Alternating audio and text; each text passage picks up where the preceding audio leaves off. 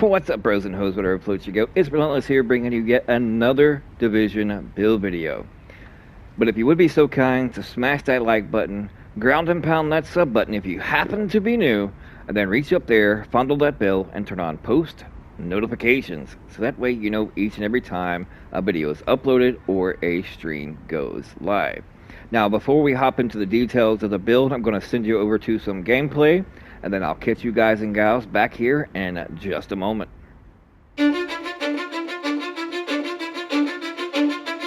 Cause I don't give a fuck what you say. Yeah, I'ma do shit my way. So you can go kick rocks, I'ma stack bricks up, build what I want to make. Yo, I got a lot of shit to say, so I'ma do this every day. I'll be writing things until I'm fucking buried in my grave. 6 feet deep under, but my body won't decay. Cause my messages are timeless, so they'll put them on display. Oh yeah, I rap with a certainty, I have a sense of urgency. A message for eternity, for everyone internally. I had some people burning me, but now they fucking learn to see I ain't the one to fuck with. Now they looking nervously, and I don't really care what you think of me respectfully. You can kick rocks if you think you're fucking better, see. I will outwork you, turn you to an enemy. Hurt you so bad that you're gonna need some therapy. I got the motherfucking recipe. I've been cooking up hits, I'ma leave a legacy. You'll be looking small when you're standing right next to me. I'm 5'10", bitch, but I'm 10 feet. Cause I don't give a fuck what you say. Yeah, I'ma do shit my way. So you can go kick rocks, I'ma stack bricks up, build what I want to make. Cause I don't give a fuck what you say.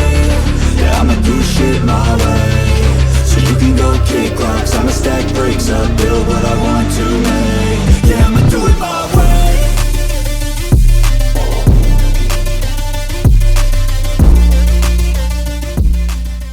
As you can see, if you don't already know my history when it comes to the Division 1 and 2, I'm predominantly a PvP player. But with this particular build, I'll go over the particulars of it, the differences as far as when it comes to PvP, PvE, which is we all know that, and also the fundamental differences when it comes to builds and playstyles and preferences versus PC versus console. But without further ado, let's hop into the build. Now first I'm going to take you to the character sheet. Well, I was. Alright, crit chance does not matter because we are running Deadeye. So when you're out of cover, you're going to have a 50-50 chance of critting, and then when you're in cover, it's going to be an automatic crit every single time, so you want to stack critical hit damage as much as possible. In this case, I got 176. That's before pulse, and then headshot damage 184. But what I wanted to get to first, what you want to look at is your optimal range. And you always want to stay inside your most optimal range. Now, in order to figure that out, as you can see my marker down there on that patrol car, if you go into your map, zoom in, and then judge about this difference. Now, as you can see, where my marker is at 56 meters. So at the tail end of the patrol car is my top end optimal range. Anything past that point, I'm going to have damage drop off. So at the tail of that car will be my maximum damage range for optimal damage, I should say. That is my peak. Anything beyond that point, I'm going to have damage drop off. And with all sniper builds, you want to stay in a position to where you can see your target, lay as much damage as quick as possible, but stay in cover and far back from danger, or I should say the least amount of danger as you possibly can. I'm like kind of like the DZ ninja kind of thing. I run up there with my concealed pulse. I'll creep up on, manhunts, rogues, or whatever, and then two-tap them from afar, as you've seen in the video. And sometimes they try to run away, and that doesn't work out for them. They still get two-tapped. But this is the most optimal range, and you're probably wondering, why am I using this particular scope? It's because, let's move over to the right. And you have players or those pesky LMVs shifting and running from cover to cover and shooting you, trying to flank you. Now, if you with the original scope on it, with that scoped in, yeah, sure, you'll be able to take the wings off a fly because you'll be more accurate at distance. But as they advance and go from cover to cover, this gives you a wider field of view for when they do get inside your optimal range. So you have much more flexibility as they maneuver inward. Versus scoped in, it's going to be so hard to scope in and follow and track their movement, to where you're so scoped in, like you'll be able to read their patch on their chest, sure, but yet with their movement, you're probably most likely going to miss being that zoomed in. So that's why I prefer the C79 scope. So let's hop into the particulars of the weapon itself. It's the custom M44, 182k base damage, 10 round magazine, 55 RPM. I'm running prepared. Damage is increased by 15% when more than 30 meters from your target. So let's judge halfway, which is roughly that sign right there. If we draw an imaginary line across, we'll just use like the doorway. Anything beyond that point, I'm going to be getting that damage boost. So I definitely do recommend prepared, because you are going to be shooting from distance, and anything beyond 30 meters, you're going to get a 15% damage increase. And then, just like I said at the beginning of the video, deadly, because you want to stack as much critical hit damage as possible. And then in the third slot, we have competent. Weapon damage is increased by 10% for 15 seconds after using a skill, and you can alternate between your concealed pulse and then your damage heal. And then my attachments are as followed. Magazine is 119 magazine size, 3% critical hit chance, 4 critical hit damage. C79 scope, 19 critical hit damage, 2.5% stability, and then 6% headshot damage. Loud vent muzzle brake, 19 critical hit damage, 6% headshot damage, 3% critical hit chance, and of course it comes along with the increased threat. And then we have the large underbarrel, another 19% critical hit damage, 4.5% optimal range, and then 4.5% reload speed. Your secondary is more or less fielder's choice. It's whatever you feel most comfortable with. And since my other build that I particularly use is my Predator's Mark build, so I run dual houses in those. So at least in this situation, I do have deadly and unlocked, and then of course card counter. And then let me click on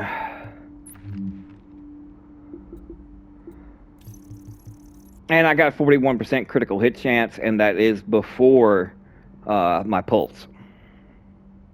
And speaking of pulse, before we get into the details itself, as you can see, the concealed pulse is also, its max range is at 60 meters, so it coincides with your optimal range when it comes to sniping. And then of course we have our damage buff by way of the booster shot.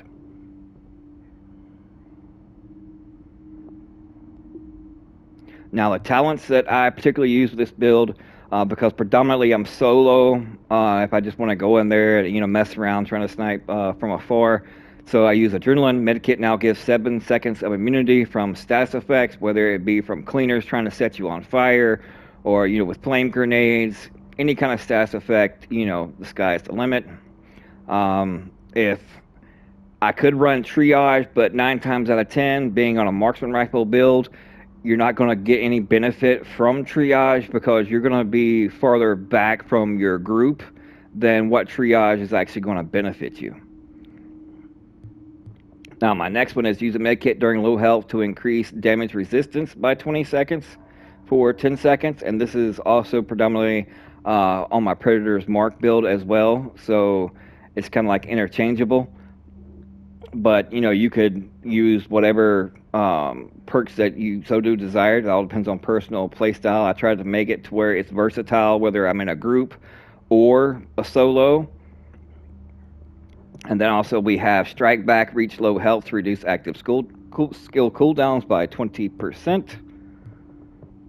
And then we have tactical advance, complete a cover to cover move to increase weapon damage by 2% per meter covered for 5 seconds, up to a maximum of 30%. If you're trying to maneuver into a position and they're down at the end of a street or at a checkpoint, you can do a cover to cover move, and as soon as you get in that cover, you pop up and inflict that maximum amount of damage. It works really well against nomads because it turns like a 4-tap into a 3-tap, especially if you proc them once with the first bullet, so it definitely comes in handy. But you can go through all these, and those are the ones that I think benefit the most. Recoil doesn't really matter because you're getting the stability by way of the Deadeye. So it's basically, fielder's choice. Now, let's get into the build itself. Let's start first with the backpack. Deadeye is as followed. If you're new to the game, 2 pieces give you that 40% initial bullet stability, like I was talking about. Then the 3-piece gives you 20% marksman rifle crit damage. The 4 pieces of Deadeye, when zoomed, marksman rifle lose headshot bonus, but gain 50% critical strike chance when out of cover, and 100% critical strike chance when in cover. And then, of course, the 5-piece, another 40% initial bullet stability, and then an additional 20% marksman rifle critical hit damage. And this particular one, I have critical hit damage, but if you want to change like your minor, depending on what you want, I would prefer like ammo capacity, as you see like on like my other pieces, but that is like the optimal, but it's not necessarily needed. And then I have firearms and health, and then 2% pulse critical hit damage to increase my crit damage to targets that are pulsed. On to the gloves, we have critical hit damage, marksman rifle damage, and then enemy armor damage. And then the holster, we have the reload speed, and then we have the pulse critical hit damage by 2%. Now, I think that the reload speed is the best in slot when it comes to the holster. But like I said, it's all personal preference, and I just think of like when it comes to reload, the faster you can reload is the faster that you can actually lay down and inflict more damage. So it plays hand in hand, definitely if you're in a tight pickle. When it comes to knee pads, we have critical hit damage in the major, and the minor we have damage to elites and a bunch of other nonsense. And then we have firearms and health, and then another 2% pulse critical hit damage. Now on to the mask. We have 7% enemy armor damage, but in the minors, I wish this piece was classified, I would much rather have the plus 12% damage to elites. But you're probably wondering, well, why don't you just switch to that? Well, this doesn't count as going toward the 5-piece. As you can see, I'll switch to it, and see it cancels out the 5-piece bonus. So classified have to be with classified, and non-classified with non-classified, technically. But I mean, if you're only going for like the 4-piece bonus, you can mix and match. Let's say if you want to go with like a 4-piece Deadeye, and not worried about that additional 20% critical hit damage, you can go with like a specialized backpack along with like the Reckless. If you want a little bit more bang in your buck for your heal, but I would take the 20% critical hit damage over that. But sky's the limit. But you can change out the Reckless chest piece and put in a classified Deadeye piece and continue to stack any more armor damage and damage to elites, and then go with the specialized backpack. So that way you're just a little bit more tanky and don't have that extra 10% damage coming in. So that way you can take more incoming damage and still hit just as hard when it comes to PvE. But for PvP, you definitely want to go with this puppy right here, which is the Reckless chest piece. Increased damage by 8% and increases incoming damage by 10%. It's kind of like a give and take. You're going to be far enough away from the action to inflict damage, but yet not receive too much damage unless you absolutely get pushed. You'll probably get pushed more predominantly on such like the incursions, Dragon's Nest, and things of that nature. So I would probably go with the specialized over the Reckless just for the survivability factor. But overall, for PvP, you want to go with the Reckless, and then for PvE, you want to go with specialized backpack, and just get you a classified chest piece of Deadeye. Of course, another ammo capacity, and then we have 2 firearms with health mods in that. So let's finish out our character sheet.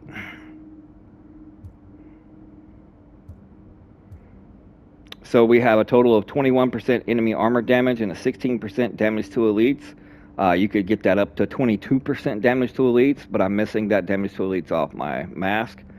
But overall, it is versatile and flexible because, I mean, if I'm just roaming around doing open world bosses and things of that nature, or just, replaying certain missions and want to get through them fast, and I'm confident enough, and you may be too, but for newbies that are just coming back to the game or new to the game because they found it on sale and just like the whole Division background story and the lore, then I would definitely go with a specialized over the reckless. But for those veterans out there, it's pretty easy to use reckless and still stay adequate and late enough out of danger. And that's the rest as followed. So overall, it's a great PvE build, and like I said, all you have to do is swap out to a specialized backpack, so that way you get the critical hit damage, and then change out your chest piece to a classified Deadeye chest piece, and that way that you're all set up and good to go for PvE. For PvP, it's reckless over specialized. Unless you're on PC, that's the main difference. If you're on console like I am, I'd much rather go this route than six-piece classified because it's much easier to obtain headshots on PC than it is actually on console. But depending on your skill, I have potato aim. But the six-piece bonus is when zoomed, getting a headshot kill with a marksman rifle will increase critical hit damage by 20% every second to a maximum of 100%, and will increase stability by 100%, last for 10 seconds or until no longer zoomed. I don't find this very beneficial for me and my playstyle and my potato aim, so that's why also I choose just a 5-piece over the 6-piece. But those are on PC that can be more accurate and lock on to those noggins, then you might prefer the 6-piece. But for me, on console, the PS5, I would rather have just the 5-piece bonuses from the classified. But that's going to wrap it up. I think I covered it all. I appreciate all the love and support. Please appreciate you tuning in and showing love to the streams. I stream survival, and we redoing the whole story mission from scratch all over again because I just find it more appealing and a lot more fun than playing anything of Division 2. And also the Brooklyn DLC got delayed again. So hope this helps out the new ones back to the game, or those that just never played Deadeye. I think Deadeye is a lot more fun and better than the Hunter's Faith gear set that is in Division 1, but, to each their own. But let me know what you guys and gals think in the comment section below, and we'll see you guys and gals fudging later. God bless you all.